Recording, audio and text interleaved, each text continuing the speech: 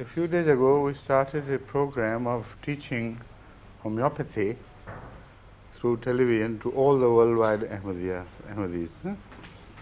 And I gave 2 such lectures, and the response from all over the world was more than I thought would be. It's very encouraging and very enthusiastic. But these programs are in Urdu.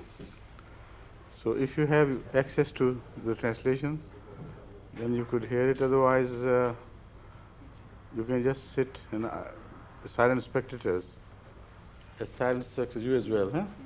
Occasionally I may turn to you to say a word or two in English, but because this series is going to be telecast in Urdu, so hope you don't mind doing that. This is my first formal address from any European continental country, that is Europe, of course, also includes England. That is not considered continental. This is one massive continent which covers all Germany, Switzerland, Austria, etc., etc. So this is my first address from the continent of Europe, and this is Holland. And you have got this distinction that Holland is the first place from where this program is telecast live. Not now, perhaps, but it will be played later on. But the previous one was live, wasn't it? How did you like it? Were you in it? Fahim?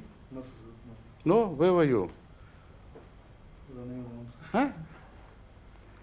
You don't seem to be running around much these days because you have put on weight.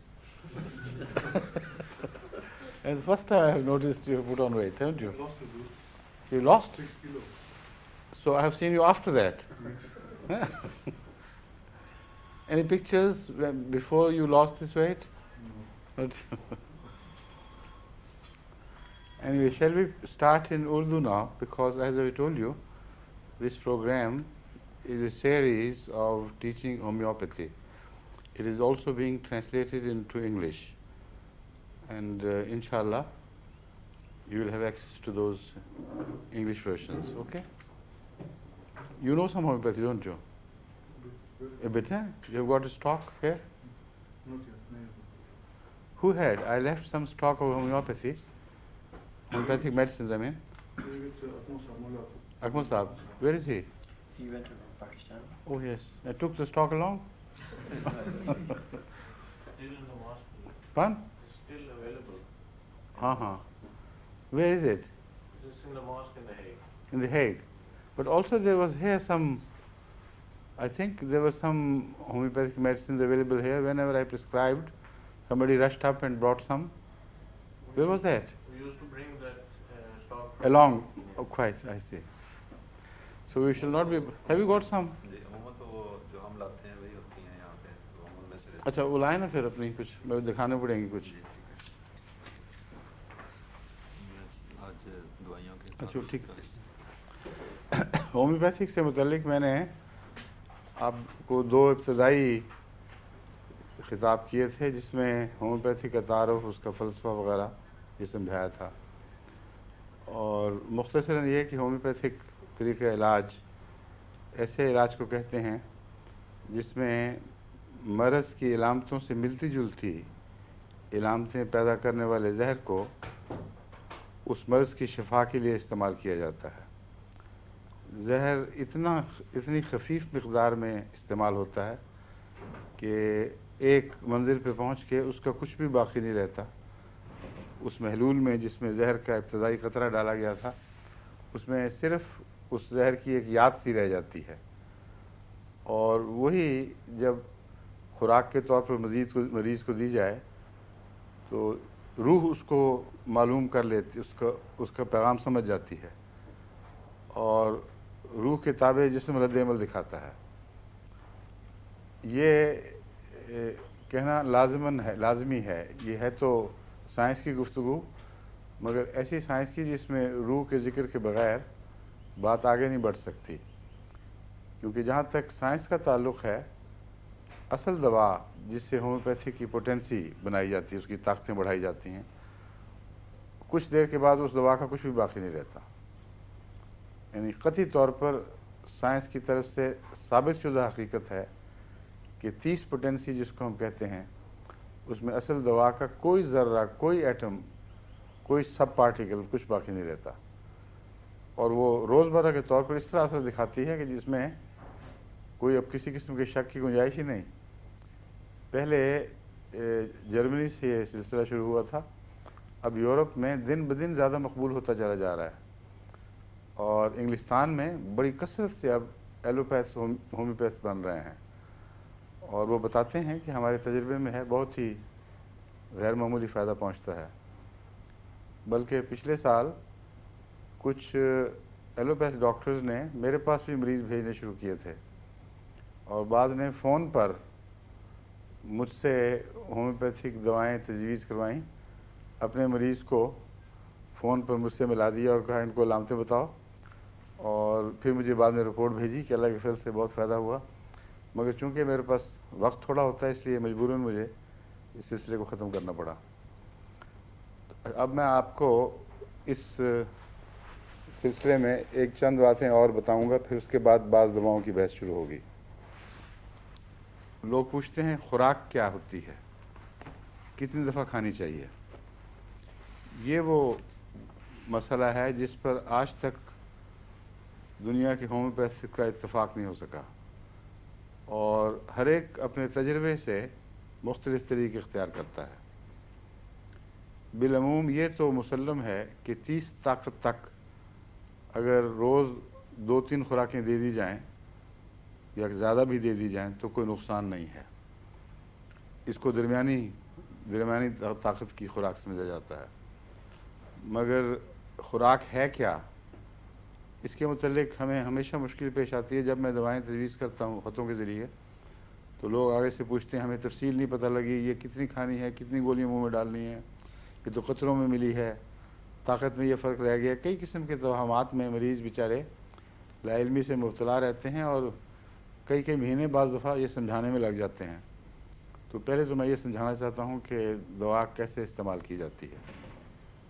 Homeopathic दवा में ये अब तो पता लग गया आपको कि बहुत ही नामालूम मकदार या उस मकदार का सिर्फ साया बाकी रह जाता है। इसलिए जितनी दवा आप खाते हैं उसके थोड़े ज़्यादा होने का फ़र्क भी कोई नहीं पड़ता। यानी इतना खफीफ असर उसमें है कि अगर वो 50 गोलियां खा जाएं या 1 गोली खा लें, अमलन कोई फ़र्क नहीं है। लेकिन जितनी दफ़ा खाएंगे उसका फ़र्क पड़ता है, क्योंकि एक दफ़ा खाने को एक स्ट्राइक कहा जा सकता है।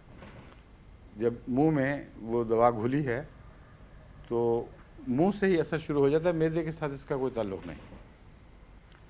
खून के ज़र्रे मुंह से ही उसको कबूल करते हैं और उसके ख़िलाफ़ जो भी रद्द-ए-अमल दिखाना है वो दिखाते हैं। और इसलिए एक कतरा अगर एक घूंट पानी में घोल दिया जाए, अगर वो महलूल में हो यानी लिक्विड फॉर्म में, पानी की शक्ल में, तो उसमें से एक कतरा डाल दें एक घूंट पानी में या 10 कतरे डाल दें, अमलन एक ही चीज़ है। इसलिए इस बारे में किसी तरह की ज़रूरत नहीं, इतना डाल लें कि आपको नफ्सियाती लिहाज से महसूस हो कि दवाई चली गई है। आप भी समझ रहे हैं शायद, थोड़ी थोड़ी उर्दू जानते हैं माशाल्लाह। The way you are nodding, you know, it's very encouraging. तो गोलियों में भी यही हिसाब है। हम कहते हैं चंद गोलियां, लोग पूछते हैं कितनी गोलियां, 5, 10, 15, 20, और फिर वो गिन गिन के मुँह में डालते हैं। इसकी कोई ज़रूरत नहीं है। मैं तो ज़रा से यूँ हाथ से छिड़क देता हूँ और मुंह में डाल लेता हूँ, खुद भी और लोगों को भी इससे खिलाता हूँ। एक दफ़ा मैंने इसका जिक्र किया था, तो एक होम्योपैथ साहब जिनको मैंने सिखाया हुआ है, वक्फ़े जदीद में मुझसे क्लासें लीं, और उन्होंने बड़ा सख्त एहतजाज का ख़त लिखा कि आपने तो होम्योपैथिक का फ़लसफ़ा ही बिगाड़ दिया है। आप कहते हैं हाथ पे छिड़को, हाथ पे छिड़कते ही वो सब कुछ ज़ाया हो जाएगा, वो तो बड़ी एहतियात से साफ़ कागज़ पर मुंह में डालना चाहिए। उनको ये नहीं पता कि आम तौर पर हाथ मुंह से बहुत ज़्यादा साफ़ होते हैं। हाथ पे तो कोई किसी किस्म की तहें नहीं जमी हुई, لیکن منہ کے اندر تو غذا کی کئی قسم کی تہیں، کچھ معدے کے گند وہ منہ کے رستے نکل رہے ہوتے ہیں، زبان پر چڑھ جاتے ہیں۔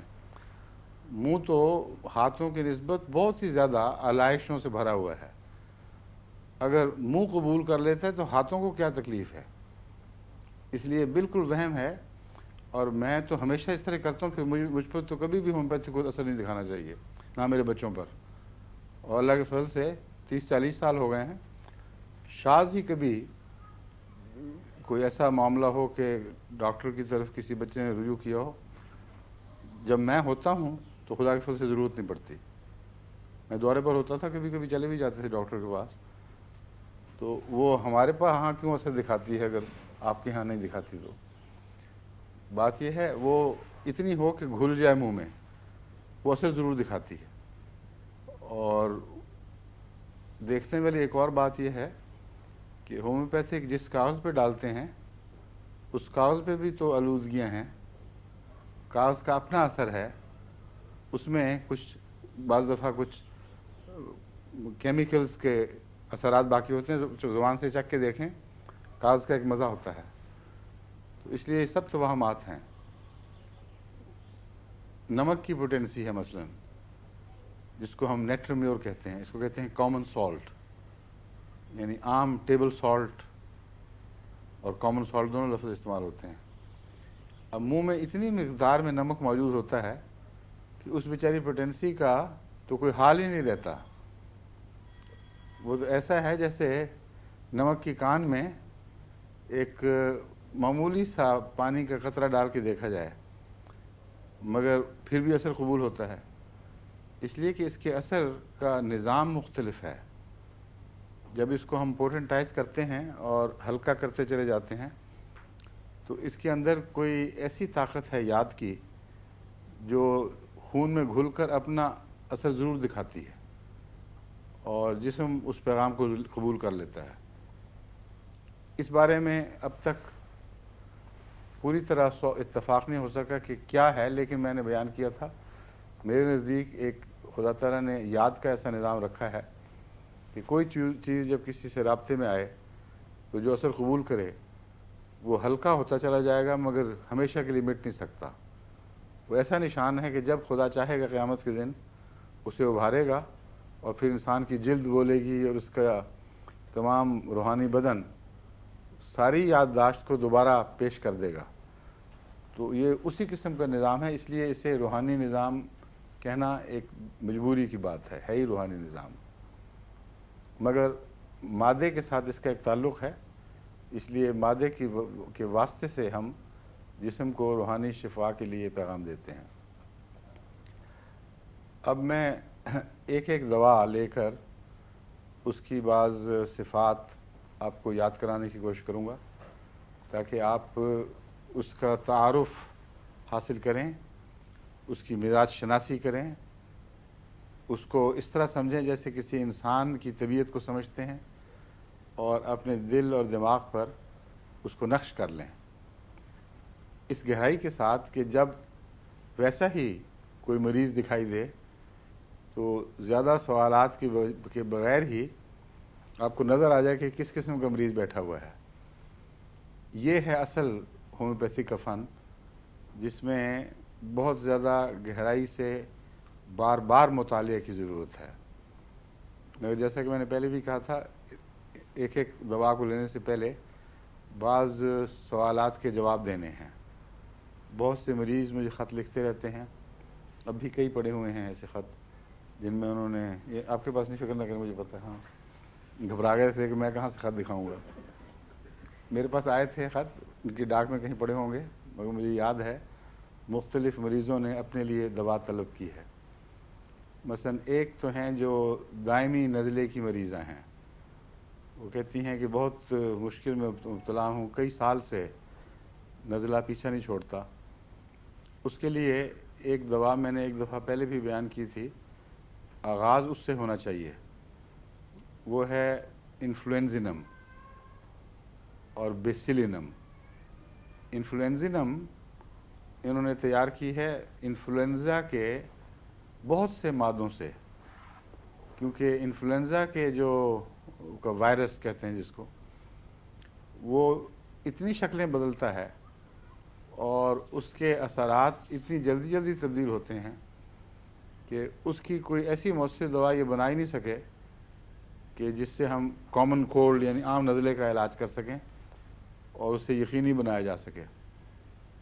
مگر انہوں نے بہت سارے ایسے مریض جن کو مختلف وقتوں میں مختلف مزاجوں کا انفلوئنزا ہوا، ان کا زہر اکٹھا کر کر کے تو ایک ملغوبہ بنا لیا اور اس سے پھر دوا تیار کی، اس کا نام انفلوئنزینم رکھا ہے۔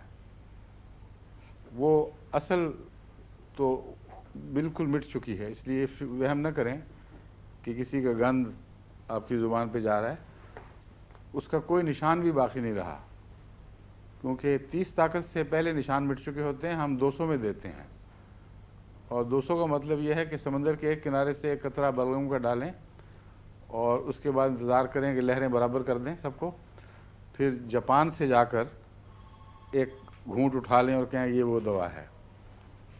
عملاً یہی بات بنتی ہے، مگر چونکہ ایک نظام کے تابع اس کو کنٹرول کر کے کیا جا رہا ہے، اس لیے اس کے بیچ میں گھل مل جانے کی قطعیت ہو جاتی ہے۔ یقینی ہے سمندر میں تو یقینی نہیں نا کہ وہ لہریں اس قطرے کو سارے سمندر پہ پھیلا دیں، لیکن جس طرح ہومیوپیتھی بنائی جاتی ہے اس میں اس کے اثر کے ہر دوسری پوٹینسی میں جزو بدن بن جانے کا یقین ہو جاتا ہے، اس کے محلول کے ہر ذرے پر کوئی نہ کوئی اس کا اثر پہنچ جاتا ہے۔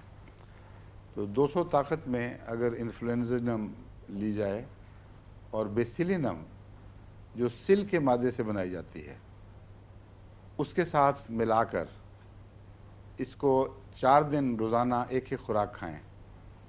یہ میرا تجربہ ہے، بیسیلینم سے میں اس لیے ملاتا ہوں کہ عموماً نزلاتی مریضوں کے اندر کچھ سل کا مادہ پایا جاتا ہے۔ سل کا مادہ سے مراد یہ نہیں ہے کہ ان کے اندر سل کے جراثیم باقاعدہ زندہ حالت میں موجود ہیں، بلکہ اگر کسی خاندان میں آباء و اجداد میں بھی سل پائی جائے تو نسلاً بعد نسلاً سل سے پیدا ہونے والی کمزوریاں باقی رہ جاتی ہیں، جن کا اس پہ لنگس پر اور جو میوکس میمبرینز ہیں اس حصے کی، ناک، منہ وغیرہ، گلا، ان پر اثر ہوتا ہے اور اس کے اندر کچھ کمزوریاں پیدا ہو جاتی ہیں۔ تو بیسیلینم اور انفلوئنزینم انفلوئنزینم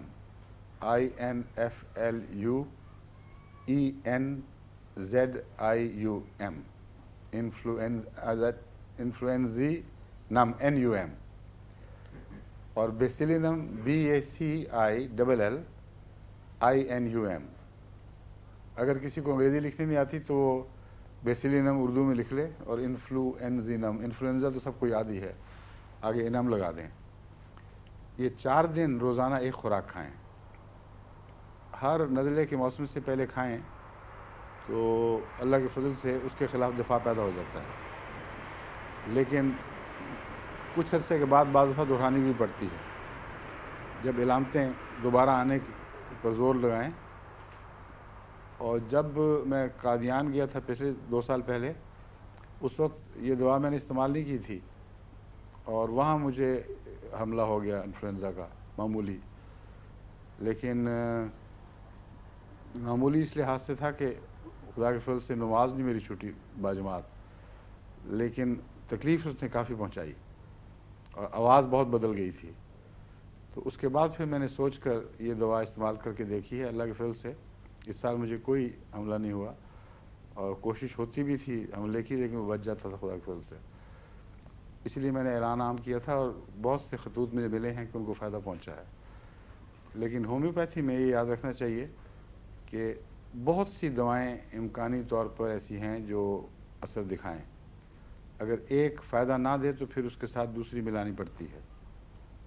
چنانچہ اس میں نے ایک دفعہ دیکھا کہ یہی 2 دوائیں مل کر کچھ اثر کیا لیکن پھر بیکار ہو گئیں، اور خطرہ تھا کہ پھر پکڑا جائے، یعنی نزلے کے تابع ہو جائے انسان، نزلے سے پکڑا جائے. اس پر میں نے پھر نیٹرمیور استعمال کی. نیٹرمیور سے مجھے یہ یاد آیا تھا، یہ جو نمک ہے اس میں یہ مادہ ہے کہ چھینکوں کی طرف میلان کرتا ہے، اور نزلہ چونکہ چھینکوں والی مرض ہے اس لیے وہ جو اندر ہلکی سی خارش سی ہوتی ہے جس سے چھینکیں آتی ہیں، اس کے خلاف اگر ہلکا نمک دیا جائے بہت ہی ہلکی مقدار میں ہومیوپیتھک دوا کی صورت میں، تو وہ ان جھلیوں میں چھینکوں کے خلاف دفاع پیدا کرتا ہے. اور وہی دفاع میں نے دیکھا ہے نزلاتی جراثیم یا وائرسز کے خلاف بہت مؤثر ثابت ہوتا ہے. تو اس سردیوں میں تو صرف یہ 2-3 دوائیں تھیں جن کے کبھی کبھی استعمال سے اللہ کے فضل سے نزلے کا حملہ ہونے کے باوجود فوراً گر جاتا رہا. اس کو اباٹ کہتے ہیں، اس کا اسقاط ہو جاتا رہا اور بالکل ٹھیک رہا. اور یہی دوا میں نے دوسرے مریضوں میں بھی استعمال کی ہے. لیکن جیسا کہ میں نے کہا ہے ہر بیمار کا مزاج الگ الگ ہوتا ہے، اور ہومیوپیتھک میں ایسپرین کی طرح علاج نہیں ہو سکتا کہ ہر سر درد پہ ایسپرین دے دی جائے. کئی مریض ایسے تھے، بڑی کثرت سے اس دفعہ لندن میں انفلوئنزا ہوا ہے، اور ملاقاتی آتے تھے، بچے لے کے آتے تھے، جا کے بھی بعض دفعہ کہتے تھے اب اس کو بخار ہو گیا، فلو ہو گیا. بڑے چھوٹے بہت بیمار ہوئے ہیں. تو اکثر تو ان دواؤں کے اثر سے اللہ کے فضل سے بالکل صاف بچ جاتے رہے. بعض کو اس کے علاوہ جیلسیمیم 200 میں اور بیلاڈونا 200 میں ملا کر دینی پڑی، آرسنک بھی دینی پڑی، اور اکثر انہی دواؤں کے اندر مریض خدا کے فضل سے شفا پا جاتے رہے. ایک دفعہ حملہ ہو جائے اور جسم اس سے مغلوب ہو جائے پھر صرف یہی دوائیں کافی نہیں رہتی ہیں. پھر جو انفیکشن کے دوسرے جراثیم ان جگہوں پہ حملہ کر جاتے ہیں جہاں نزلے نے بعض عضلات کو یا بعض جھلیوں کو کمزور کر دیا ہو، وہاں صرف نزلے کا علاج کافی نہیں ہوتا. اس لیے لوگ سمجھتے ہیں کہ یہاں یہ دوائیں بیکار گئیں. بیکار تو نہیں جاتی، لیکن نزلے کے خلاف ایک قسم کی مدافعت پیدا کرتی ہیں اور باقی بیماریوں کے خلاف دفاع نہیں بن سکتی. ان کے خلاف دفاع تب بنے اگر شروع ہی میں وہ ان کے اثر سے انسان شفا پا جائے اور کوئی نقصان نہ پہنچے جھلیوں کو. اگر اتنی دیر رہے نزلے کی خارش اور اس کی خلش کہ جھلیوں میں کمزوری پیدا ہو جائے تو کئی قسم کے جراثیم ہیں جو حملہ کر جاتے ہیں، اور پھر بخار کی کیفیتیں پیدا ہو جاتی ہیں، جسم ٹوٹتے ہیں، اور اس صورت میں پھر ہر ایک کے لیے کوئی نہ کوئی الگ نسخہ دینا ہوتا ہے. اس ضمن میں یہ آپ کو بتا دوں کہ عام طور پر ہومیوپیتھ اس فلسفے کو قبول کرتے ہوئے کہ ہومیوپیتھک میں ایک دوا استعمال ہونی چاہیے، دوائیں اکٹھی نہیں کرتے، ملاتے نہیں ہیں. شروع میں بھی یہی کوشش کیا کرتا تھا، لیکن مشکل اس میں یہ درپیش تھی. میں اس کو یہ بھی آپ کو سمجھا دوں کہ کیوں مجھے اس طریق کو بدلنا پڑا. مشکل یہ درپیش تھی کہ اول تو جتنا وقت چاہیے ایک دوا کی پہچان کے لیے، وہ وقت اکثر ہومیوپیتھ کو میسر نہیں آتا. کم سے کم مجھے تو نہیں آتا تھا، کیونکہ بہت سے دوسرے کام تھے بیچ میں. بعض دفعہ ایک دن میں، جن دنوں میں وقفہ جدید میں ہوتا تھا، 100 مریض بھی دیکھنے پڑتے تھے. تو اگر میں ہر مریض کے لیے ایک دوا تجویز کرتا رہتا تو سارے دنیا کے کام اٹھا رکھتا، تب بھی بات نہیں بننی تھی. اس پر پھر میں نے اندازہ لگایا کہ اس میں 2-3 علامتیں موٹی موٹی جو نظر آ رہی ہیں، کوئی اس دوا کی ہے، کوئی اس دوا کی ہے، اگر ان کو اکٹھا کر کے دوں تو ہو سکتا فائدہ ہو. تو آہستہ آہستہ پھر بعض امراض کے نسخے بننے شروع ہو گئے. وہ نسخے بالعموم کام آ جاتے ہیں، لیکن بعض صورتوں میں وہ کام نہیں آتے، پھر اور تلاش کرنی پڑتی ہے دوا. پھر بعض دفعہ ایک مریض کے لیے ایک دوا ڈھونڈنے کے لیے بہت محنت بھی کرنی پڑتی ہے. اب یہی نزلاتی کیفیت میں جو بخار شروع ہو جائیں اور بلغم پکنے لگیں، اس قسم کی حالتوں میں عموماً میں ایک ایسا نسخہ دیتا ہوں جو بایوکیمک نسخہ ہے، اور وہ الا ماشاء اللہ ضرور اثر دکھاتا ہے۔ ایک ہے اس میں دوائی فیرمفاس، ایک ہے سلیشیا، ایک ہے کالی میور، اور ایک ہے کالی فوس۔ یہ عام طور پر یہ 4 دوائیں اکٹھی دینے سے مختلف قسم کی انفیکشنز قابو میں آ جاتی ہیں، اور ان دواؤں کا جو اثر ہے وہ بہت وسیع ہے، جسم کی تمام جھلیوں پر یہ اثر انداز ہوتی ہیں، یہاں تک کہ گردے کی انفیکشن کے لیے بھی یہ اللہ تعالیٰ کے فضل سے بہت ہی مفید ہیں۔ تو بعض لوگوں کو گردے میں انفیکشن ہوتی ہے اور عام لوگ عام نزلہ سمجھ کے گلے کا علاج کر رہے ہیں، لیکن یہ دوائیں ہر جگہ چونکہ اثر دکھاتی ہیں، اس لیے وہ اللہ کے فضل سے یہ اکٹھی دینے سے خصوصیت سے بچوں میں بہت مفید ہیں۔ عام طور پر دیکھا گیا ہے کہ جب بچوں کو گلے کے بخار ہوں، کالی میور رکھا ہے نا اس میں آپ نے، اور اگر گلے کے ٹونسز بڑے ہوئے ہوں تو ساتھ کلکیریا فلور بھی ملا دیا جائے تو بہت مفید ہے۔ کلکیریا فلور آپ کے پاس ہیں یا دکھائیں نا دوائیں؟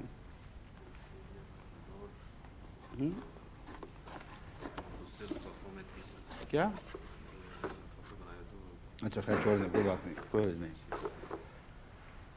جو بایوکیمک دوائیں جن کا میں نے نام لیا ہے، یہ عموماً ٹکیوں کی صورت میں ہوتی ہیں، اس لیے میں عام طور پر نسخوں میں لکھتا ہوں 2 ٹکیاں۔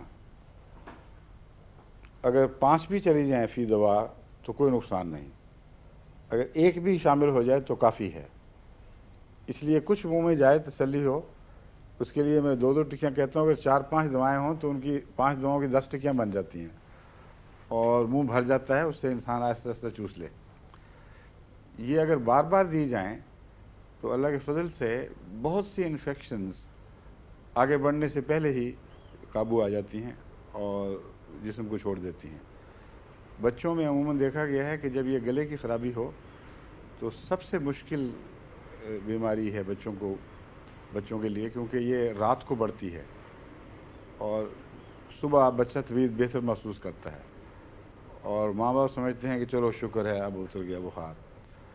اس کے ساتھ وہ کیلپول بھی دیتے ہیں اور ایسپرین بھی دے رہے ہوتے ہیں، اور ایک دھوکہ ہو جاتا ہے کہ مریض بہتر ہو رہا ہے، حالانکہ یہ دوائیں جو کیلپول یا ایسپرین وغیرہ ہیں، یہ پسینوں کے ذریعے اس کا زہریلا مادہ خارج کر دیتی ہیں، اور وقتی طور پر جسم بہتری محسوس کرتا ہے، لیکن جہاں تک زہر پیدا کرنے والے مادے ہیں ان کو نہیں مارتی، اس لیے اگلی رات وہ پہلے سے بڑھ کر شدت سے حملہ کرتے ہیں، اور ایسے بچے کئی دفعہ ایسا واقعہ ہوا ہے کہ 2-3 راتوں میں پھر دم توڑ دیتے ہیں، کیونکہ چھاتی بھرنی شروع ہو جاتی ہے گندگی سے اور سانس کی جگہ بھی نہیں رہتی۔ تو ایسی صورت میں بہتر یہ ہے کہ ایسپرین اور کیلپول وغیرہ نہ استعمال کی جائیں۔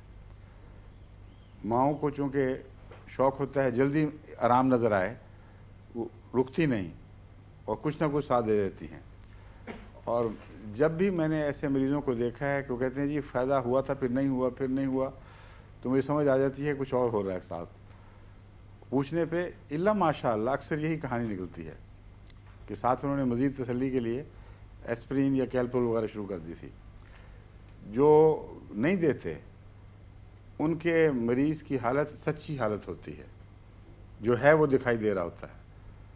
اگر مرض بڑھ رہی ہے تو ان کی تشویش برحق ہے، پھر وہ ڈاکٹر کو تنگ کریں گے کہ بڑھ رہی ہے ٹھیک نہیں ہوئی، اور اگر وہ ان دواؤں سے وقتی طور پر فائدہ اٹھا لیں اور مرض اندر باقی رہے تو وقت پر پھر ڈاکٹر کو بھی نہیں بتاتے، صبح پوچھیں کہ شکر ہے اب ٹھیک ہے، اور دوسرے دن پھر اور خطرناک۔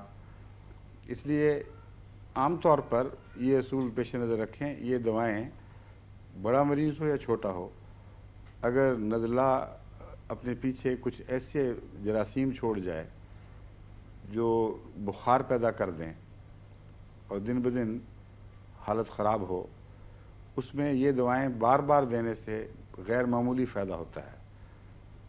اور ان دواؤں میں اور اینٹی بایوٹک میں ایک نمایاں فرق ہے۔ اینٹی بایوٹک ان دواؤں کو کہتے ہیں جن میں سلفر یعنی گندھک کا بیس ہوتا ہے، یعنی اکثر گندھک کے بیس میں وہ دوائیں بنائی جاتی ہیں، اور اس میں ایسے مادے ہیں، بہت لمبی تحقیقات ہو چکی ہیں، بہت سے انسانی جسم سے جراثیم لے کر ان کی دوائیں بھی بنائی گئی ہیں۔ اس سارے گروپ کو اینٹی بایوٹک کہا جاتا ہے۔ ان کا کام یہ ہے کہ مرض پر حملہ کرتے ہیں اور براہ راست جراثیم کو ختم کرتے ہیں۔ وہ تمام اجزاء جو اینٹی بایوٹکس میں ہیں ان کا تعلق مرض کو مارنے سے ہے۔ اس صورت میں دیکھنے میں تو یہ بہت اچھی بات نظر آتی ہے، ایسپرین اور کیلپول وغیرہ سے ایک قدم آگے ہے اور صحیح سمت میں ہے کہ جو مرض ہے اس کو ختم کرنا چاہیے، لیکن اس کے بہت سے نقصانات بھی ہیں۔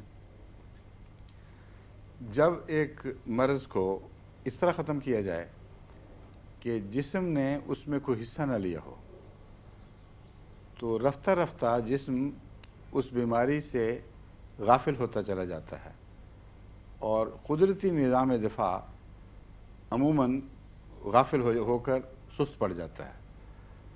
اس لیے جو اینٹی بایوٹک کے ذریعے مریض اچھے کیے جاتے ہیں ان میں نے یہ رجحان دیکھا ہے کہ وہی بیماری نسبتاً زیادہ حملے کرتی ہے پھر، اور بار بار حملوں سے اینٹی بایوٹک دوا کو بھی بڑھانا پڑتا ہے، کیونکہ اینٹی بایوٹک کے مقابلے میں جراثیم ایک دفاع دکھاتے ہیں اور ان کے اندر ایوولوشن یعنی ارتقاء باقی زندگی کی قسموں کی نسبت بہت زیادہ تیز ہوتا ہے۔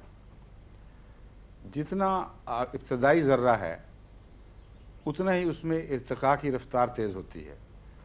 چنانچہ سب سے زیادہ تیز رفتار ارتقاء کی وائرس میں ہے، جو زندگی اور غیر زندگی کے درمیان کی ایک حالت ہے، جس کو جراثیم بھی نہیں، جرم بھی نہیں کہتے، جرثومہ نہیں کہتے، وائرس کہتے ہیں۔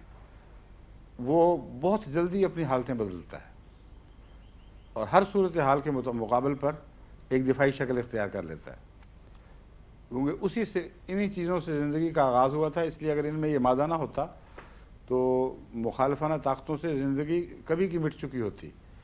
اس لیے اللہ تعالیٰ نے زندگی کے آغاز میں یہ صلاحیت زیادہ عطا کی ہے کہ ہر قسم کے مخالفانہ حملے کا دفاع کریں۔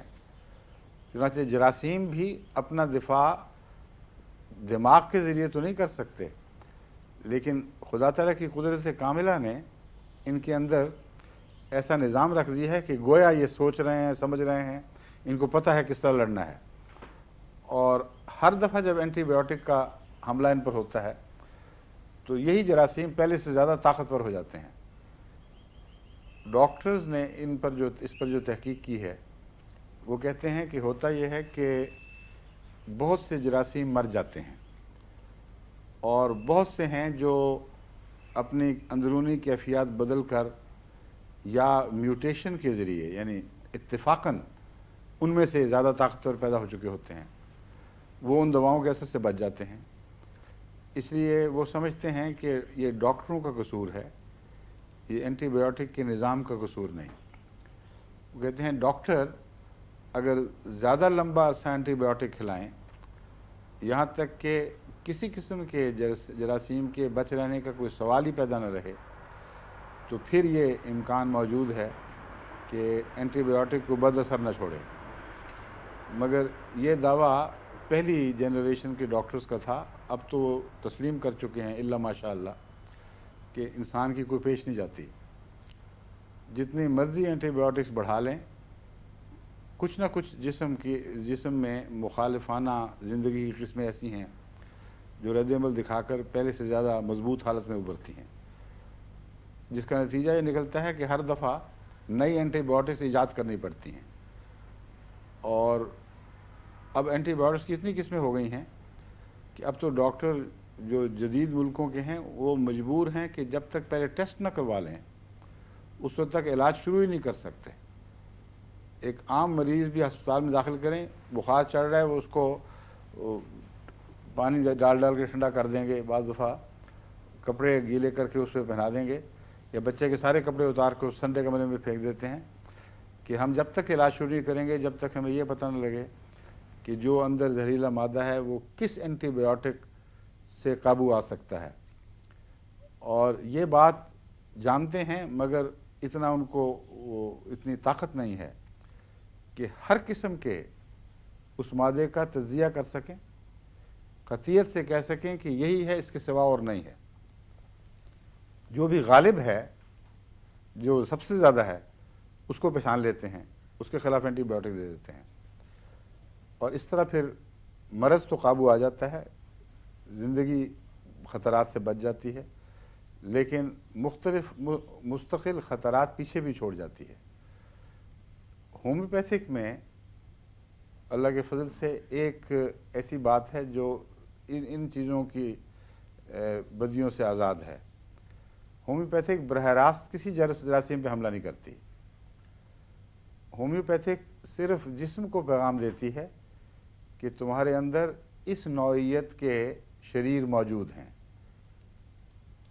اور وہ پیغام اس طرح دیتی ہے کہ مختلف جراثیم کے اجتماعی اثر سے جو اجتماعی علامات انسان کے جسم میں پیدا ہوتی ہیں، اگر ان اجتماعی علامات رکھنے والے زہروں کی تیار کردہ دوائی ہو اور بہت ہلکی کر دی جائے کہ وہ جسم پر کسی طرح بھی غالب نہ آ سکے، تو بیرونی حملہ اندر کی طاقتوں کو بیدار کرتا ہے، اور بیرونی حملہ اتنا خفیف ہوتا ہے کہ وہیں اسی سطح پر اسے جسم کا دفاعی نظام دبا لیتا ہے اور وہ بیماری نہیں ہونے دیتا. جب ایک دفعہ دبا لیتا ہے تو پھر اس کو ہوش آتی ہے، گویا کہ ہم یہ تو نہیں کہہ سکتے اندر جا کے کہ یہ ہوا، لیکن گویا یہی ہوتا ہے، تجربہ یہی بتاتا ہے کہ وہ کہتے ہیں وہ یہ تو ہمارے اندر بھی موجود ہے، اور جو ایک دفعہ اٹھ کھڑا ہوتا ہے وہ پھر ان کو بھی دبا لیتا ہے. اس لیے ہومیوپیتھک کا ایلوپیتھک کی دواؤں کا یا براہ راست چاہے طبی دوا ہو یا ایلوپیتھک کی دوا ہو، ایسی دواؤں کا مقابلہ تو جراثیم کر سکتے ہیں جن کا حملہ ان پر ہو، جسم کا مقابلہ نہیں کر سکتے، کیونکہ اگر جسم میں خدا تعالیٰ نے اتنی صلاحیتیں رکھی ہوئی ہیں کہ یہ اگر 1000 سال بھی تحقیق کریں تو ایک مرض کے جواب میں اتنی اینٹی بایوٹکس نہیں بنا سکتے جتنے جسم کے دفاعی نظام میں چند گھنٹے کے اندر بیماری کے حملے کے عین مطابق توڑ کی دوا بنانے کی صلاحیت موجود ہے، اور ایسی دوائیں لاکھوں بنا سکتے ہیں، لاکھوں بن سکتی ہیں جسم کے اندر. اور وہ دوائیں نہیں ہیں بلکہ سپاہی ہیں، فوجیں ہیں، جسم کے اندر ہتھیار بند لشکر ہیں، اور ان لشکروں کو پیدا کرنے کے لیے اللہ تعالیٰ نے ایسے خلیے رکھے ہوئے ہیں جن کو جب پیغام ملتا ہے کہ تمہارے جسم کے اندر فلاں قسم کا شیطان داخل ہوا ہے، اس کی یہ صلاحیت ہے، اس کی یہ طاقت ہے، وہ جسم کے فلاں حصے میں موجود ہے، تو یہ پیغام باقاعدہ ان فیکٹریوں تک پہنچتا ہے جہاں یہ ان کے خلاف گولہ بارود تیار ہوتے ہیں، اور پیغام یہ ملتا ہے کہ فلاں قسم کا گولہ بارود چاہیے، اور وہ جب بنتا ہے تو اس کو کیری کرنے والے پھر فوجی وہ اسے لے کر چلتے ہیں اور عین وہاں نشانے پر پہنچتے ہیں جہاں مرض جگہ بنا رہی ہے، اور جب یہ صحیح حملہ جواب ہو، پیغام صحیح ملا ہو، تو کسی مرض کی کوئی طاقت نہیں ان کا مقابلہ کر سکے.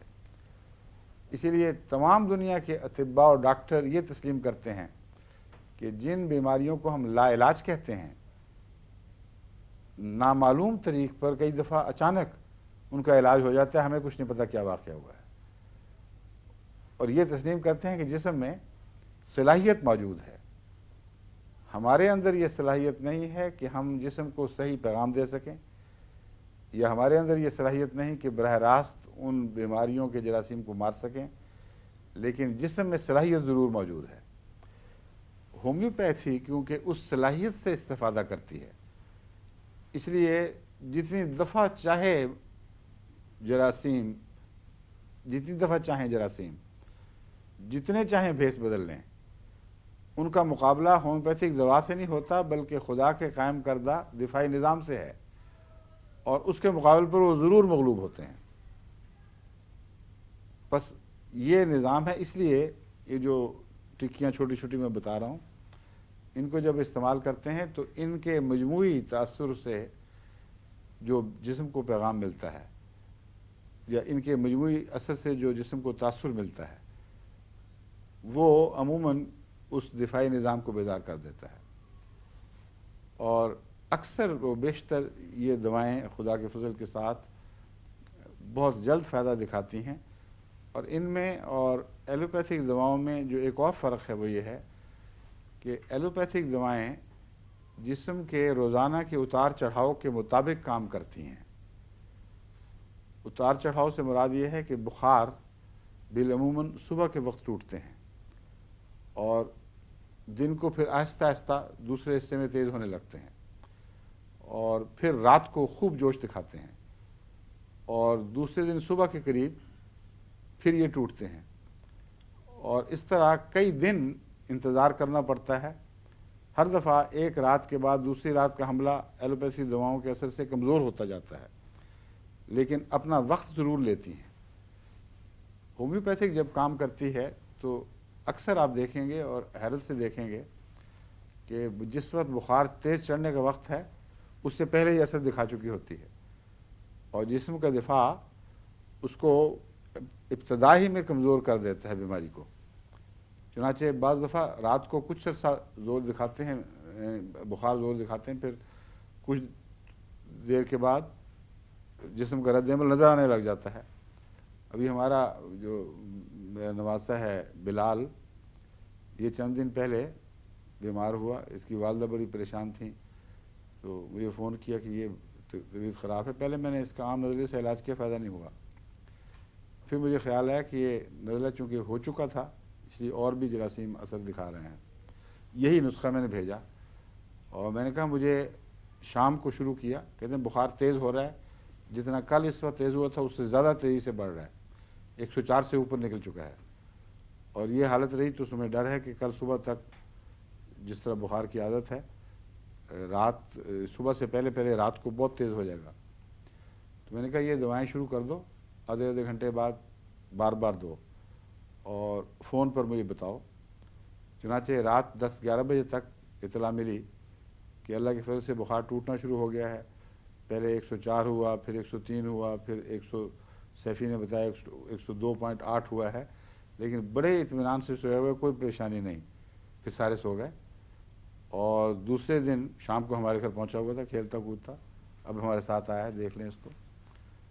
मियाँ सैफ़ी आ गए मेरे पास और बड़ी सख्त परेशानी थी, जिगर बंद हुआ, यरकान जैसी इलामतें पैदा हो गईं, और 3 दिन पहले की बात है। और बड़े सख्त घबराए हुए थे कि सफ़र कैसे करूँगा, और ये तो पहले भी एक मुझे हुई थी तकलीफ़ और बड़ा लंबा चलती है। मैंने उनको कहा आपको नुस्खा लिखाया था, हाँ प्रेशर विशर में ये नुस्खा दो, और उनको कहो फ़ौरन शुरू करें और मुझे बताएं जल्दी जल्दी। रात को फ़ोन आया, मैं तो बहुत बेहतर हूँ पहले से। दूसरे दिन बताया कि जो पेशाब की जर्दी और गहरे रंग की इलामतें पैदा हो गई थीं वो ज़ायल हो चुकी हैं, और भूख लग गई है, जिस्म हल्का हो गया है, और अब वो दौड़ते फिरते साथ आए हमारे। तो होम्योपैथिक जो है वो कोई शोबदा नहीं है, कोई टोटका नहीं है, एक गहरी साइंस है, खुदा का पैदा करदा एक निज़ाम शिफा है। इसलिए इसको इस्तेमाल करें। अगर आप समझ कर इस्तेमाल करेंगे तो अल्लाह के फजल से फ़ायदा होगा। हाँ मैं बताता हूँ। बायोकेमिक मैंने बताया था टिक्कियाँ हैं, लेकिन ज़रूरी नहीं है कि टिक्कियाँ हों। इसको गोलियों में भी दिया जा सकता है, इसको पानी में भी दिया जा सकता है। बायोकेमिक का अब आपने सवाल उठा दिया तो इसका भी तारफ़ करा दूँ। इसका दूसरा नाम है 12 टिश्यू रेमेडीज़। इंसानी जिस्म में जो खून का निज़ाम है, इसमें एक निज़ाम है, इसको इलेक्ट्रोलाइट कहा जाता है। और इलेक्ट्रोलाइट वो نظام ہے جو اس کی برقی قوتوں کو جسم کے متوازن رکھتا ہے، اور اس کے متوازن رہنے کے نتیجے میں مختلف جسمانی خلیوں سے، دماغ کے ذروں، جگر وغیرہ سب جگہ سے کچھ مادے نکل کر اس میں داخل ہو رہے ہیں، وہ پھر باہر نکلتے ہیں، کچھ ان میں داخل ہو رہے ہیں۔ یہ نظام اگر بالکل متناسب رہے جیسا کہ خدا نے بنایا ہے تو عموماً جسم میں صحت رہتی ہے۔ یہ 12 ٹیشوز جن سالٹ سے یا جن کیمیاوی مادوں سے بنے ہوئے ہیں، ان کے ذریعے جو ہومیوپیتھک دوائی بنائی جاتی ہے اس کو بایوکیمک کہتے ہیں۔ بایا میں نے زندگی، اور کیمیکل کا خلاصہ، تو وہ کیمیکلز جن کو زندگی بناتی ہے اور جو زندگی کو برقرار رکھنے کے لیے ضروری ہیں، ان کا جب توازن بگڑے تو پھر بہت گہری بیماریاں پیدا ہو جاتی ہیں۔ لیکن بیماریوں کے آغاز میں بھی یا عام بیماریوں میں بھی اس الیکٹرولائٹ پر کچھ اثر ضرور پڑتا ہے۔ تو یہ دوائیں عموماً الیکٹرولائٹ کو درست کر کے پھر جسم کی دفاع کو بحال کرتی ہیں اور اللہ کے فضل سے بڑا فائدہ پہنچتا ہے۔ ان میں ایک دوا سیلیشیا ہے۔ سیلیشیا کوئی کیمیکل نہیں ہے بلکہ سلیکون، جو زمین کا اکثر جز ہے، ہر مٹی میں پایا جاتا ہے، جس سے آگے چپس بنتے ہیں، کمپیوٹر چپس بنتے ہیں۔ سلیکون بہت کثرت سے استعمال ہونے والا ایک دھات سمجھ لیں، یا ابتدائی زندگی کا جس دنیا کا، جس سے دنیا وجود میں آئی ہے یا مادہ وجود میں آیا ہے، اس کا ایک غالب عنصر ہے۔ تو سیلیشیا کا زیادہ تر اثر ایسی شکل میں ہوتا ہے کہ یہ بیرونی حملے کے خلاف ایک مستعد نگران اور محافظ ہے۔ سب سے زیادہ سینسٹیو دوا، جو حساس دوا جو ہومیوپیتھک میں بیرونی حملوں کے خلاف استعمال ہوتی ہے، وہ سیلیشیا ہے۔ سیلیشیا اگر کوئی چیز بھی بیرونی ہو اور جسم میں موجود ہو تو سیلیشیا ایک الارم بجا دیتی ہے ہومیوپیتھک مقدار میں، کیونکہ سیلیشیا عام طور پر ہمارے غذا میں موجود ہے، ہمارے جسم کو دفاع سے غافل کر دیتی ہے زیادہ مقدار میں ہونے کی وجہ سے، اور جسم میں سو سا جاتا ہے۔ بیرونی حملہ جب سیلیشیا کو ہلکا کر کے دیا جائے تو وہ ان قوتوں کو بیدار کرتی ہے، اور اس میں بیرونی حملے کی کوئی معین تعیین نہیں ہے۔ جراثیم ہوں، وائرس ہوں، کوئی ہڈی کا ٹکڑا پھنسا ہوا ہو، کانٹا چبھا ہوا ہو، کوئی بلٹ ہو جسم کے اندر، شیشے کا ٹکڑا چلا جائے، ان سب پر سیلیشیا کا اثر موجود ہے۔ اس لیے ہر